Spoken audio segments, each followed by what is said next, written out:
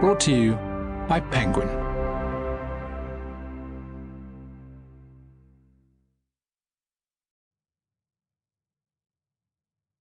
Go the Way Your Blood Beats by Emmett de Monterey. Read by Mateo, Oxley. For Peg, with thanks for the dance. She had a perpetual sense, as she watched the taxicabs, of being out. Out. Far out at sea and alone. She always had the feeling that it was very, very dangerous to live even one day. Virginia Woolf, Mrs. Dalloway. You have to go the way your blood beats. If you don't live the only life you have, you won't live some other life. You won't live any life at all. James Baldwin. On Being Gay in America.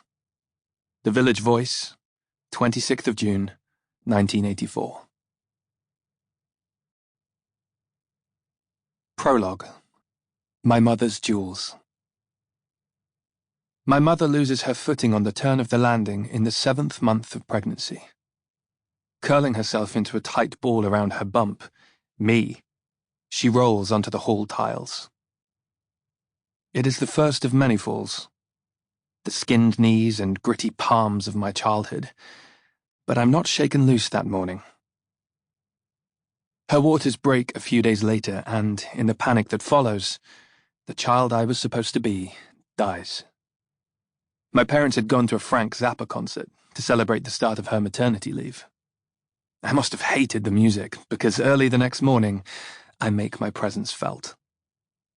Privately, my mother blames the fall, but my father can never listen to Hot Rats again. I arrive feet first after 12 hours of pain and fear. My dad, on the other side of the hospital glass, thinks he'll lose us both. Years later, when I ask to be told about that night, my mother jokes that I've always been ambivalent. I knew how hard the world would be. Wanted to stay put. My mother, Fran, is not sentimental. She doesn't save my blonde curls and baby albums, keep hand-me-down first clothes, or biro my changing height onto a door frame. Her memories are not fixed under glass, made pristine. Most of our photos are stored in bulging shoeboxes, their corners splitting, jammed with chemists' envelopes, brittle brown negatives wound tight with rubber bands. Her jewellery is kept in an old biscuit tin. Peak friends. A pattern of roses, apples on the lid. If you look closely, flowers shine with painted dew. The fruit runs with ants. I love to tip the contents out on her bed, rifling through the beads, badges, and pins, the junk shop marcasite rings I take for diamonds. Thin, pale gold bangles that rang on her dead mother's wrists. I never like the smug boxes of real stones she acquires later half as much as this magpie's hoard. I sort through the sparkling jumble, asking the stories of each treasure. The gilded seahorse, its red glass eye, worn the weekend she met my dad.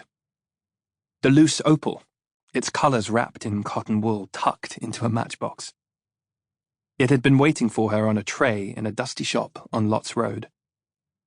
When Dad offers to set it, mount it in a gold ring for her 40th, the jeweller tells him its fire is fake.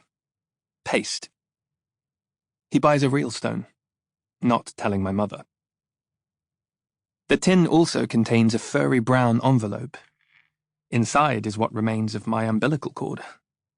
A scab, a leathery nub, traces of copper blood dried in its folds. I hold it up, pressing it between my finger and thumb. When my mother explains what it is, I'm revolted, dropping it on the bedspread. I ask her to throw it out, but she won't. Snatches it up angrily from the mess of beads, folding it carefully back into the envelope's soft creases. My mother does not keep my outgrown orthopedic boots, so why keep this? She doesn't answer, just sweeps her jewel. Sample complete. Ready to continue?